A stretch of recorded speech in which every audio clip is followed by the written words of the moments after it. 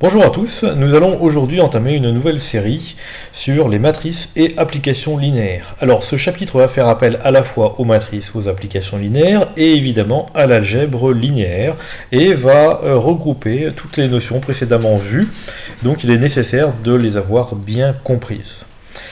Alors, on a déjà effectué une relation entre matrices et applications linéaires, que je reprends dans l'introduction ici, où à une matrice, on sait associer une application linéaire qu'on avait appelée application linéaire canoniquement associée à la matrice. Donc l'application, c'est l'application qu'on avait notée FA, si grand A était la matrice, et donc qui partait de K puissance P, qui allait dans K puissance N, donc P était donc le nombre de colonnes de la matrice, N était le nombre de lignes, et donc à une matrice, donc un PU-play, mais qu'on peut considérer représenter comme une matrice colonne à P lignes, eh bien on associe le produit A fois X, qui est donc une matrice colonne. Ainsi, d'ailleurs, en fait, c'est une matrice colonne, pour être très rigoureux, non pas un élément de K puissance N, mais donc une matrice colonne à N lignes, mais en fait, l'espace des matrices colonnes à L lignes est en bijection avec K puissance N, donc on assimile l'un à l'autre, puisqu'il y a une bijection entre les deux, et même un isomorphisme pour être très précis.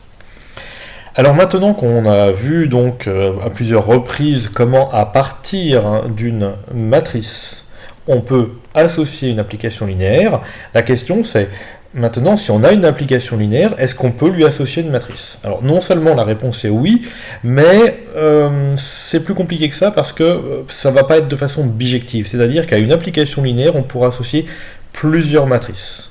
Alors avant d'associer une matrice à une application linéaire, on va d'abord associer une matrice à un vecteur. Et vous allez voir que tout de suite, donc je descends un petit peu dans la feuille, là dans le cours, tout de suite, la notion qui va arriver, c'est la notion de base. Donc, on se donne grand E et grand F, 2K espace vectoriel de dimension, donc P pour E. Pour le moment, on va essentiellement donc s'intéresser à l'espace vectoriel grand P. Dans un espace vectoriel de dimension P, donc, il existe des bases. Et on a vu, à travers différents exemples, qu'il existe une infinité de bases. Et donc, on va avoir besoin de se fixer une base. Et donc, on fixe une base de E qu'on va appeler bêta. Et donc, si on se donne un vecteur x de E, eh bien, on va définir la matrice de x dans la base bêta. Donc, la matrice du vecteur dans une base fixée. Alors, comment est-ce qu'on fait ça? Eh bien, si on se donne un vecteur, eh bien, la bêta étant une base, donc il existe une unique écriture du vecteur x comme une combinaison linéaire de x1, de E1, EP. Et l'unicité étant le fait que les coefficients x1 jusqu'à xp sont uniques. Donc, si on se donne un vecteur, on a une unique écriture dans la base bêta qu'on a fixée.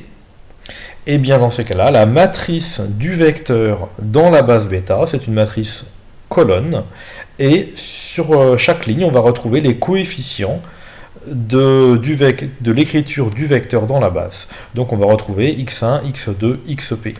C'est-à-dire que sur la première ligne, je les ai mis en gris ici, sur la première ligne, on va avoir le coefficient de x, de l'écriture de x dans la base E1, EP, mais le coefficient qui multiplie E1. Sur la deuxième ligne, le coefficient qui multiplie le deuxième vecteur, et etc., jusqu'à la dernière ligne où on a le coefficient qui multiplie le dernier vecteur de la base.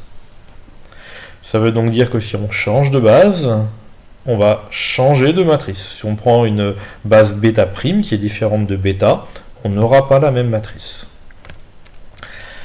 Alors, première remarque, donc, excusez-moi, la matrice donc d'un vecteur dans une base bêta, c'est donc une matrice qui contient donc une matrice colonne, donc une seule colonne, mais qui contient P lignes, donc le nombre de lignes, c'est la dimension de l'espace. On travaille ici en dimension finie. Je ne l'ai pas encore dit, je l'ai sous-entendu, c'est vrai qu'ici on va travailler uniquement en dimension finie. Et donc, on peut considérer l'application qui a un vecteur de E, associe sa matrice dans la base bêta. bien si vous réfléchissez un tout petit peu, c'est pas très compliqué de comprendre que l'application qui a un vecteur associe sa matrice est une application linéaire bijective, c'est donc un isomorphisme, mais pour une base bêta bien fixée. C'est bien pour ça que l'application, je l'ai nommée M avec bêta en disant pour une base bêta, on a un isomorphisme. Si on change de base, on aura bien entendu un autre isomorphisme. Alors maintenant qu'on sait ce que c'est que la matrice d'un vecteur dans une base, eh bien on va regarder la matrice d'une famille de vecteurs.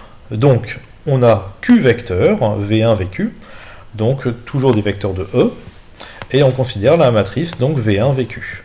On va donc définir la matrice de cette famille dans la base bêta. Alors, qu'est-ce que c'est? Eh bien, tout simplement, la matrice de cette famille dans la base bêta, donc qui est notée de la même façon, notation très simple, la mat pour matrice, on précise la base en indice, et puis le nom des vecteurs V1, VQ derrière. Eh bien, donc la matrice de cette famille dans la base bêta, c'est la matrice pour laquelle la première colonne est la matrice du premier vecteur de la base dans la base bêta. La deuxième colonne, c'est on prend le deuxième vecteur de la famille, et on écrit sa matrice dans la base bêta, etc., etc. La dernière colonne de la matrice est constituée de la matrice du dernier vecteur de la famille écrit dans la base bêta. Donc, sur la première colonne ici, on a les coefficients de V1 écrits par rapport au vecteur E1, EP. Etc., etc. Sur la deuxième colonne, je ne les ai pas mis, on aurait les coefficients de V2 écrits dans la base E1EP, et sur la dernière colonne, on a les coefficients de VQ, le dernier vecteur de la famille, écrit dans la base E1EP. C'est donc toujours une matrice qui contient P lignes, le nombre de lignes est égal à la dimension de l'espace. Quant au nombre de colonnes, eh bien, c'est donc le nombre de vecteurs qu'on avait dans la famille. Pour écrire les choses un petit peu proprement, donc, ça veut dire que le vecteur VJ, donc c'est pour la jème colonne, s'écrit somme pour i allant de 1 à p, donc cette somme, c'est une somme qu'on peut représenter ici verticalement, des lambda ij parce que le i varie, on change le numéro de ligne, par contre c'est la jème colonne, toujours, et fois EI pour avoir l'écriture du vecteur VJ dans la base E1, EP. Enfin, dernière notion qu'on va voir dans cette vidéo, donc c'est la matrice d'une application linéaire dans deux bases. Donc cette fois-ci, on a toujours l'espace vectoriel E de dimension finie, de dimension P, avec une base E1, EP de l'espace de départ. On va se fixer donc un espace d'arrivée, donc un espace grand F, espace vectoriel de dimension finie, et une base F1, Fn, une base de grand F. Donc les vecteurs EI pour l'espace de E au départ, les vecteurs FI pour l'espace d'arrivée grand F. Voilà. On considère une application phi, une application linéaire de grand E, vers grand F. Donc, espace de départ vers l'espace d'arrivée. Eh bien, la matrice de phi dans les bases BE et BF. Donc c'est noté toujours de la même façon, matrice en indice. Par contre, cette fois-ci, il y a deux bases, puisqu'on a besoin de la base de départ et de la base d'arrivée, donc les bases BE et BF. Eh bien, la matrice de phi dans les bases BE et BF, c'est par définition la matrice dans la base d'arrivée de phi de E1, c'est-à-dire l'image par phi du premier vecteur de la base de départ. Donc c'est donc phi de E1 est un vecteur de grand F, et donc on écrit la matrice de phi de E1 dans la base BF. La deuxième colonne, c'est la matrice de phi de E2 dans la base BF, etc. La dernière colonne est donc la matrice de phi de EP dans la base BF. Donc la première colonne, je reprends ici. On prend le vecteur E1, le premier vecteur de la base de départ. On cherche son image par phi. Ça donne certains coefficients. Ces coefficients sont les coefficients, donc ce sont les coordonnées de phi de E1 dans la base F1, Fn. La deuxième colonne, on calcule pour l'avoir donc phi de E2, l'image par phi du deuxième vecteur de la base de départ. Et donc, on obtient phi de E2 un vecteur de grand F. Ce vecteur de grand F s'exprime en fonction de F1, Fn. Il a deux coefficients qui sont donc A12, A22, etc., AN2.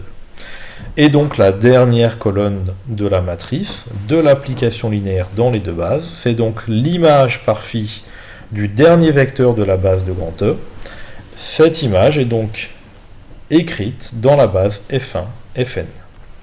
C'est-à-dire que le phi de EJ, alors c'est une écriture qui est importante ici, qu'on va réutiliser, le phi de EJ, on va donc le retrouver sur la jème colonne, c'est donc la somme pour I, donc les I vont représenter les numéros de ligne, I allant de 1 à N, des A, I, J, F, I. Quand vous écrivez somme des A, I, J, F, I, ça veut dire AIJ est ici fois F1, donc, enfin plutôt quand I est égal à 1, donc A1JF1 plus A2JF2, etc., plus ANJFN.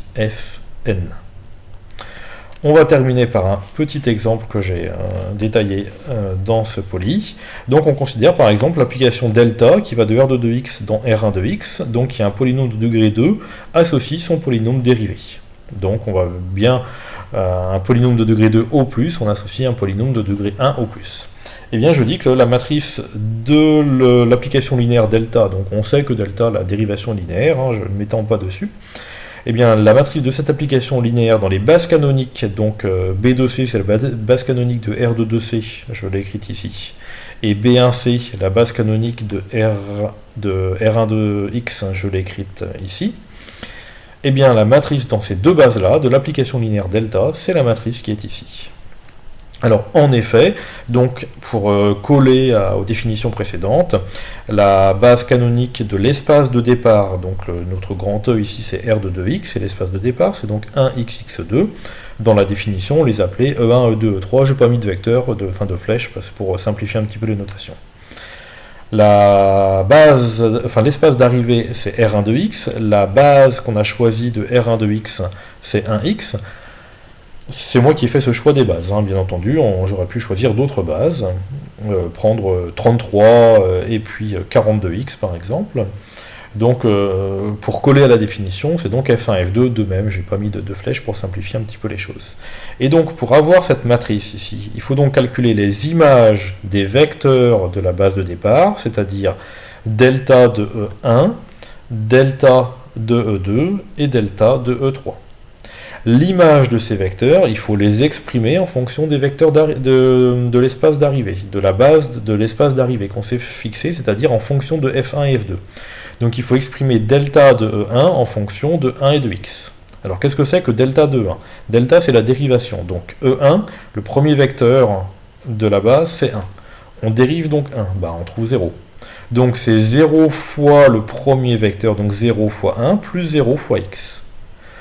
C'est-à-dire encore 0f1, 0f2. Donc ça nous donne 0f1, il est ici, et le 0f2 est ici.